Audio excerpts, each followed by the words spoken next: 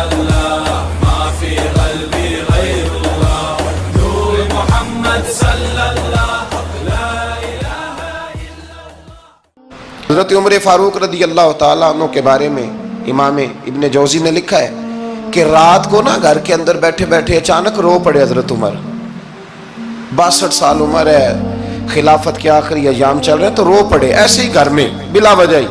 آپ کی اہلیہ نے, زوجہ نے بیٹے کو اٹھایا, فرمایا پتہ کرو تمہارے باپ کو کیا مسئلہ ہے, کہیں کوئی تکلیف تو نہیں, درد تو نہیں, صاحبزادے آئے, ابا جی کیا بات ہے. فرمایا اماں کو بلاؤ.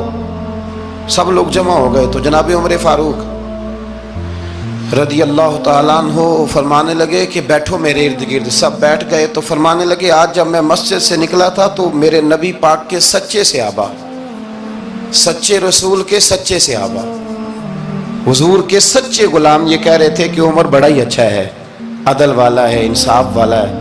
تو ابا جی اس میں رونے والی کیا بات ہے. تو فرمانے لگے ڈر یہ لگتا ہے کہ باہر تو میں اچھا تھا, کہیں گھر میں تو نہیں کوتاہیاں کرتا رہا. میری بات پہ توجہ کرنا. کہیں گھر میں آپ باتیں سن لیں تو شاید جتنی میں کرتا ہوں دوسرا کاری کوئی نہ سکے, لیکن جب عمل کے راستے پہ ہم نکلتے ہیں تو وہ مسدود ہے, وہ بند ہے. عمل کس نے کرنا ہے؟ آپ کوئی آیت پڑھیں تو یہاں غلطی نکالنے والے 20 لوگ مل جائیں گے, 20 لوگ, لیکن اس آیت پہ عمل کرنے والے کتنے ملیں گے؟ تو حضرت عمر فاروق رو رہے تھے, کہنے لگے کہیں تمہارے حقوق تو نہیں پامال کرتا رہا. تو آپ کی اہلیہ نے جب سنا تو وہ کہنے لگی عمر مجھے تو بڑا پرانا شکوہ ہے, آپ کا جاہ و جلال اتنا تھا میں بات نہیں کر سکی. عمر تم نے سارا دن مسجد میں گزار دیا اور ساری رات نقاب اوڑھ کے مدینے کی گلیوں میں گزار دی, میں تو زندگی کی کوئی خوشی دیکھ ہی نہیں سکی. چاہ تو میرے اندر بھی تھے نا کہ میرا شوہر کچھ گھڑیاں بیٹھتا, کہیں مجھے لے کے جاتا, تو میں تو کچھ نہیں دیکھا, مجھے بڑا شکوہ ہے. تو حضرت عمر کہنے لگے چل اللہ کی رضا کے لیے معاف کر دے. بھئی معافی بیوی سے نہیں مانگی جا رہی, معافی اپنی غلطی کی مانگی جا رہی. یہ سمجھ لیں, بیوی کے لیے تو خاوند کا بہت بڑا مقام ہے نا, لیکن یہاں غلطی کس بات کی ہے؟ اپنی کمزوری پر غلطی کا اعتراف کر کے معذرت کا سوال کیا جا رہا ہے. تو حضرت عمر کہنے لگے معاف کر دے. تو اہلیہ کہنے لگی میں نہیں معاف کرتی, میری شرط پوری کریں. فرمایا وہ کیا؟ فرمانے لگی قیامت میں جب اللہ آپ کے لیے جنت کا حکم دے گا تو آپ میری سفارش کریں گے اللہ کی بارگاہ میں؟ سفارش کریں گے کہ یا اللہ مجھے کپڑے دھو کے دیتی تھی, میری عزت کی حفاظت کرتی تھی, میرے بستر کو پاک رکھتی تھی, کہیں گے؟ تو حضرت عمر فرمانے لگے تیرے ساتھ وعدہ رہا, رب نے اگر عمر کو اپنے فضل, اپنے کرم اور اپنے محبوب کے صدقے جنت دی تو عمر تیرے بغیر جنت میں نہیں جائے گا. عمل کا رستہ, عمل کا رستہ. دیکھیں نا, 2 دفعہ استاد بات کرتا ہے, 2 دفعہ, اور کوئی زیادہ, ایک تو ہے نا کہ ایم اے اور جناب ایم ایڈ اور ایم فل اور پھر پی ایچ ڈی قسم کا استاد. ایک وہ جو matric P T C teacher ہے نا, وہ 2 دفعہ اسٹوڈنٹ کو کام کہے تو تیسری دفعہ وہ ناراض ہو جاتا ہے, کہتا ہے میں 2 دفعہ کہا ہے. بچے کو آپ 2 دفعہ کہتے ہیں اور اگر تیسری دفعہ کہنا پڑے تو غصہ آتا ہے نہیں آتا؟ بھئی تو نے اتنی دفعہ کہا, تو سمجھ نہیں رہا بات کو. اور اگر اللہ کریم قرآن مجید میں سینکڑوں دفعہ کہے نماز پڑھو, سینکڑوں دفعہ, اور یہ بہانے کر رہا ہے, یہ بھی پروگرام بنا رہا ہے, پھر کہتا ہے میں بے چین رہتا ہوں, میں بے قرار رہتا ہوں. عمل کا رستہ اس کو اختیار کریں, آپ سکون میں رہیں گے. بد عمل آدمی اور بے عمل آدمی یہ ہمیشہ پریشان رہتے ہیں, ہمیشہ. عمل کریں, توبہ کریں تو پھر بدل جائیں, پھر تبدیلی آئے. اور یہ کوئی مشکل کام نہیں, جو بدلنے والے تھے وہ بدل گئے. بڑا کچھ کرتے تھے پر پھر وہ لوگ بدل گئے. حضرت فضالہ رضی اللہ تعالیٰ عنہ کہتے ہیں کہ میں بڑا دلدادہ تھا عورتوں کا, اور میرا ماحول یہ تھا کہ میں قتل بھی کر لیتا تھا معاذ اللہ, چوری بھی کر لیتا تھا, اور رات میری طبیعت تھی معاذ اللہ نئی سے نئی عورت کے پاس جانا. کہتے ہیں ابو جہل نے اعلان کیا کہ جو نبی پاک علیہ السلام کا سر اقدس معاذ اللہ کاٹ کے لائے گا, نقل کفر کفر نہ باشد, 100 سرخ اونٹ انعام ملے گا. تو میں نے ارادہ کر لیا کہ میں بہت سارا انعام حاصل کروں گا. قرآن مجید میں نا اللہ فرماتا ہے کہ بہت سارے لوگ ایسے ہیں جنہیں اگر میں رزق میں کشادگی دے دوں, زیادہ پیسے دے دوں, فرمایا باغی ہو جائیں, وہ سرکش ہو جائیں. یہ بہت سارے لوگوں کو جو اللہ تبارک و تعالیٰ اعتدال میں رکھتا ہے تو یہ ان کے لیے بہتر ہے.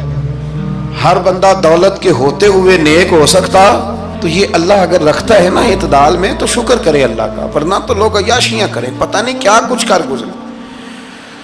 تو حضرت فضالہ کہتے ہیں کہ میں نے خنجر تیار کیا اور میں نے بغل میں اس کو چھپایا، اوپر میں نے چادر اوڑھ لی. اب مجھے پتا تھا ظہر کی نماز کے بعد نبی پاک صلی اللہ علیہ وسلم طواف کعبہ کے لیے، بیت اللہ شریف کے طواف کے لیے جاتے ہیں. کہتے ہیں میں بھی اس طرف بڑھا. رستے میں نا وہ خاتون جس کے گھر میں نے رات آنا تھا، میں نے دروازے پہ دستک دی. میں نے کہا کہ تیار رہنا، تیار رہنا، آج میں بڑے پیسے لے کے آؤں گا. اسے میں نے یہ کہا اور پھر میں چلا گیا بیت اللہ شریف کا طواف کرنے. کہتے ہیں اللہ کے محبوب بھی طواف کر رہے تھے تو میں نے بھی طواف شروع کر دیا. ارادہ یہ تھا کہ جہاں نبی پاک علیہ السلام میرے قریب سے گزریں گے تو موقع پا کر میں حضور کے جسم اقدس پر خنجر کھونپ دوں گا اور معاذ اللہ شہید کر دوں گا. کہتے ہیں حضور ایک دفعہ بھی میرے پاس سے گزرے تو میں ہمت نہ کر سکا، دوسری دفعہ بھی پاس سے گزرے تو میں ہمت نہ کر سکا، تیسری دفعہ بھی گزرے تو میں ہمت.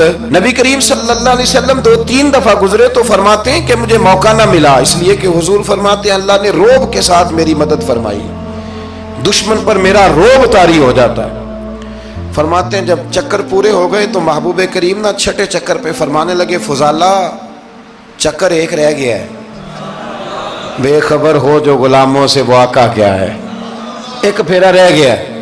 کہتے طواف مکمل ہو گیا تو محبوب میرے قریب آئے، فرمایا وہ کام کرتے کیوں نہیں جس کے لیے آئے تھے. میں نے عرض کی یا رسول اللہ کون سا کام، کیسا کام؟ اندر تو چور تھا نا، بانج فقیروں کسے نہیں ماریا، اے ہوئی چور اندر دا، اندر چور تھا نا. کہتے ہیں حضور نے مجھے کندھے سے پکڑ کے ہلایا، فرمایا کرتے کیوں نہیں. جب حضور نے ہلایا تو وہ خنجر بھی پیروں میں گرا اور میں بھی رسول اللہ کے پیروں میں گر گیا. میں نے کہا حضور مجھے کلمہ پڑھا دیں. کہتے ہیں حضور نے پہلے میرے دل پہ دست مبارک پھیرا، پھر میرے نبی نے مجھے کلمہ پڑھا دیا. اب نا مرید ہونے والا کہتا ہے کہ جی آہستہ آہستہ میں ٹھیک ہو جاؤں گا. اب وہ آہستہ آہستہ کا کیا ترجمہ ہے یہ بالکل سمجھ نہیں آتی.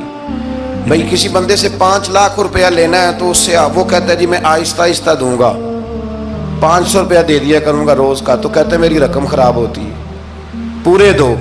اور نیکی کی بات جب آتی ہے تو کہتے ہیں حضرت صاحب دین اتنا سخت نہیں ہے، میں آہستہ آہستہ ٹھیک ہو جاؤں گا. اب میں مغربی شاب پڑھنی شروع کر دیا میں نے، اب میں تسبیح لے لی ہے، کل میں نے بھی آہستہ آہستہ میں ٹھیک ہو جاؤں. یعنی رقم لینی ہو تو وہ آہستہ آہستہ قبول نہیں ہے. لیکن اور مکان کی رجسٹری اگر کرانی ہو تو مالک مکان کہے کہ آہستہ آہستہ کرا لو. کہتے ہیں پیسے پورے دیے، سویرے چل اور بیان دے.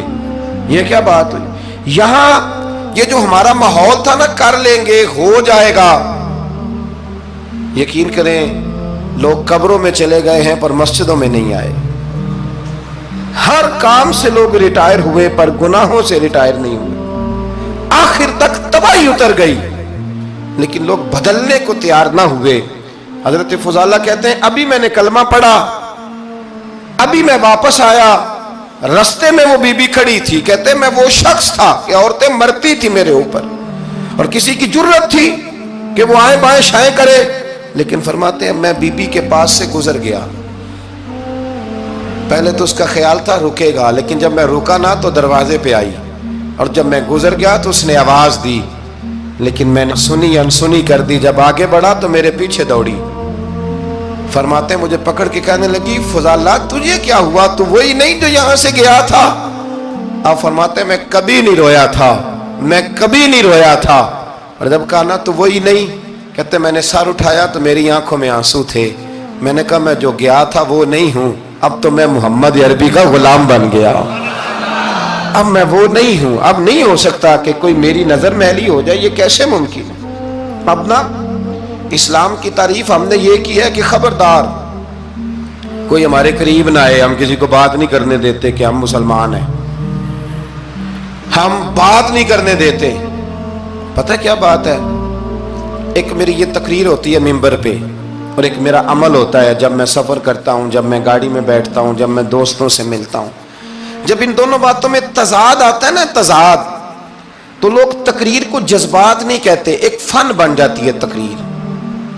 آپ کو پتہ ہے نا، واعظین نعت خواں کہتے ہیں میں نے محفل لوٹ لی، پھر لوگ شمار کرتے ہیں کتنے لوگوں نے سبحان اللہ کہی، پھر لوگ شمار کرتے ہیں کہ آج 5 بندے روئے بھی تھے جب میں تقریر کر رہا تھا۔ تو پھر یہ فن ہے، یہ جذبات کا اظہار۔